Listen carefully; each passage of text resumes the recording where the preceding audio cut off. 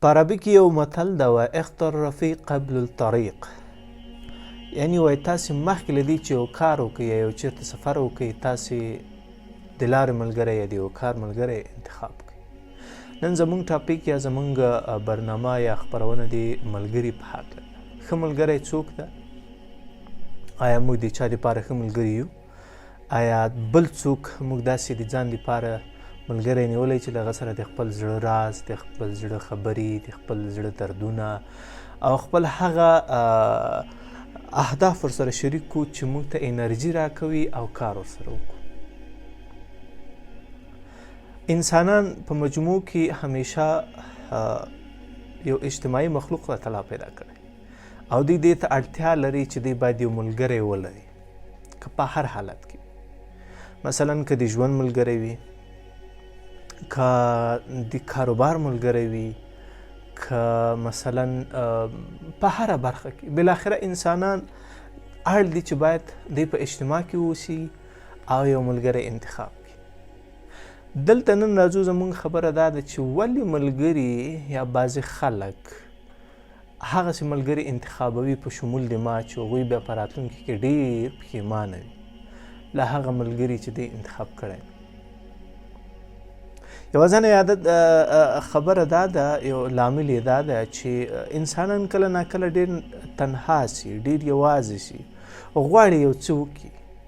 بیا چې کله بعضې خلک ورته پیدا شي نو دوی په دې کې ورک شي، دوی وایي چې همدا سړی ده. او بیا هم کله ناکله هغه ورته داسې خبرې وکړي چې ده ته پرواز ورکړي، ده ته وزر ورکړي، پرواز نه ورکوي، وزر ورکړي. نو بالاخره کله چې د سفر خبره راځي منځته، دغه ده چې ملګری دی یوازې پرېږدي، هغه بلکې موږ ورته ملګری نه سو ویلی. هغه سړی چې په واده پورې یو خاص مخصوص کار بند و، په هغه خاطر باندې دی غواړي چې دی نور پرېږدي، ځکه د هغه هدف لاسته راوړ نور دی پرېږدي. نه د ده د فکر پروا لري، نه د ده د ژوند پروا لري، نه د ده د کار پروا لري، نه د ده د مینې پروا لري، نه د ده د اهدافو پروا لري.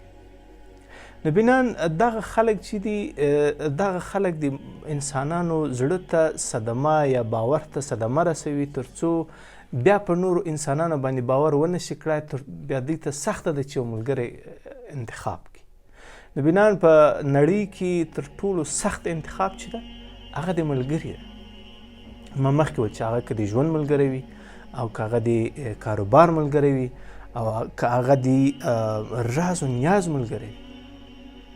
یو ښه ملګری چې موږ تاسې لرو هغه زموږ تاسې رب العالمین ده چې په هر حالت کې یې موږ زغملي یو، د موږ په ناشکري کې یې موږ زغملي یو، د موږ په بې پروایي کې یې موږ زغملي یو، د موږ په ګناهونو کې چې کله ګناهونه کوو موږ یې زغملي یو، د موږ په اشتباهاتو کې، د موږ په خودخواهي کې، د موږ په هر ډول عیب کې ده زغملي یو.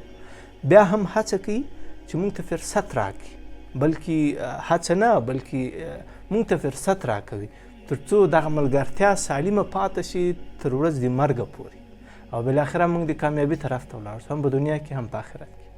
متاسفانه بدبختانه چې موږ تاسې انسانان همیشه له دغې ملګرتیا د رب العالمین ډېره سوی استفاده کوو، حتی چې کله ګناه هم کوو وایي چې زه خدای مهربانه دی. بنان حیا نه لرو له دغه ملګري، یعنی دا دومره موږ سره نږدې د هدف د ما په دې کې دا نه وښه هغه چې موږ له رب العالمین نه حیا نه لرو، یعنی د دې اړیکې له موږ سره یوازینی ملګری چې دا دومره نږدې دي او دومره چسپېدلي دي چې امکان نه لري په هره لحظه کې نور موږ ځان ډېر راحت احساسوو.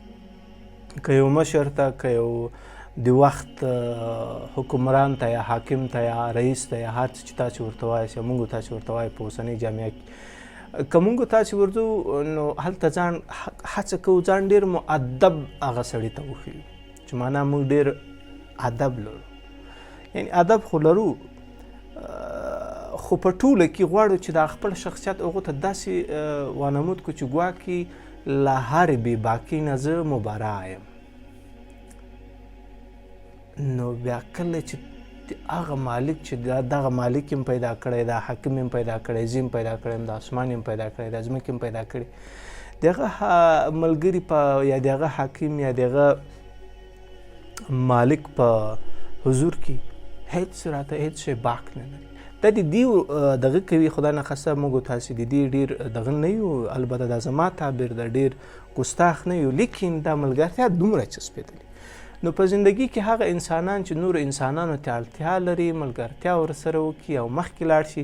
بعضې ملګري دومره سره نږدې شي، دومره سره نږدې شي چې بیا تکلف په منځ کې نه وي، ټوکې هم کوي، ټکالې هم کوي، یو بل پښې هم کېکاږي، چپې کوي هم، د یو بل په کامیابي باندې ډېر خوشحاله کېږي، د یو بل په ملګرتوب باندې ډېر افتخار کوي او یو بل ډېر په ناز سره یادوي. خو متاسفانه داسې خلک هم شته داسې چې یو بل ته ملګري وایي، البته ملګري دي، دوستان دي، چې په غیاب کې دي بیا غیبت کوي، په غیاب کې دي بیا تخریب کوي، په غیاب کې دي بیا له یو بل چا سره چې ته نه خوښېږي غواړي هغه ته ځان نږدې کړي او تا ټیټ وښي. دغسې انسانان، داسې خویونه په موږ ټولو کې شته، نه تنها په نورو کې، په موږ تاسو ټولو کې شته چې غواړو چې یو چا ته ځان نږدې وښیو چې هغه څوک د دوی نه خوښېږي، د هغه تخریب ورته وکړو، هغه ټیټ ورته راولو. بنان دا ډېر یو غټه لویه ګناه ده له الهي او د اسلامي اړخه. بل له اخلاقي او انساني اړخه ډېر بېغیرته توب ده، یو ډېر بې حیثیتي ده. یو چا ته غواړي چې یو ملګری چې در سره ښه کړي وي، راز یې در سره شریک کړی وي، محبت یې در سره کړی وي، غواړي چې ټیټ یې راولي، تخریب یې وکړي. انسانان پوره نه دي، پوره خو یو رب العالمین ده. نو بنان هغه بیا هڅه کوي چې یا موږ هڅه کوو هغه ټیټ وښیو. داسې نه ده چې تل به په نور په موږ ملامت وي، موږ هم کیدای چې داسې یو بد خوی ولرو. نو بنان ملګری هغه ملګری ده، یا موږ باید د هغه چا داسې ملګري واوسېږو چې د هغه په کامیابي، د هغه په نامه، د هغه په یوځایتوب، د هغه په لوړتیا چې څومره په دنیا کې خدای تعالی هغه ته منصب مقام ورکوي، پرې خوشحاله سو، افتخار پرې وکړو او نور موږ د پرمختګ زمینې ورته برابرې کړو. همدا شکل باید ملګري چې موږ حق پرې لرو باید زموږ په نامه افتخار وکړي، له موږ سره مینه وکړي، موږ ته غېږه خلاصه کړي او یو بل ته وژاړو، وخاندو، ولزه سره کینو، چکر ووهو، فلم وګورو، مینه سره وکړو. بنان دا هغه شیان دي چې انسانان ورته اړتیا لري. خو داسې خلک هم شته چې در سره کیني، ولاړ سي، باید یې پرېږدي او ستا تخریب شروع کړي. نو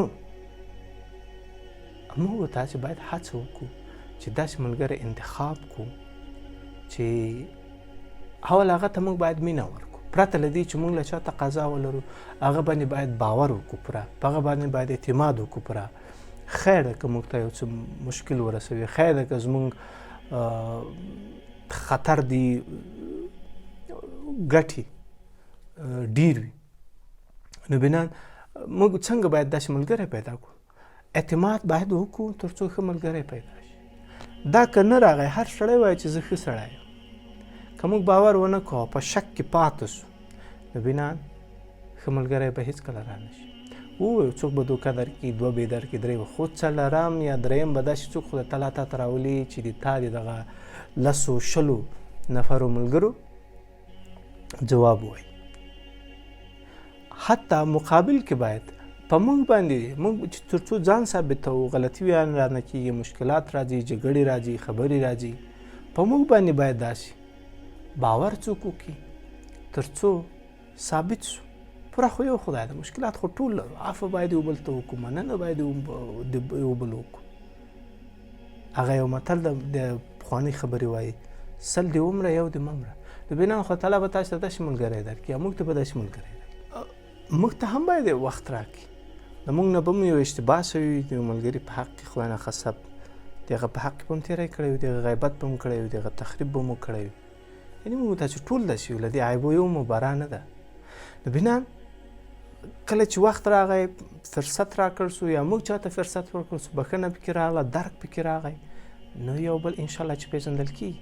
او بار بار سړی باید څوک ونه تلي، یو وار یې وتلي. د هغه یو ملګری چې سړی انتخابوي، د هغه تقوا ته باید سړی وګوري، د هغه امانتداري ته باید سړی وګوري، د هغه د بل ملګري په حق کې باید قضاوت وګوري چې آیا دا د هغه ملګري په حق کې داسې کار کوي، د ما په حق کې به هم داسې واقعا داسې ده. که چېرته د هغه په حق کې ټینګ ولاړ، نو بنا د ما ته په حق کې هم ټینګ ولاړ ده. که چېرته په هغه کې خود، نو فکر وکړه ما ته حکم خیږي.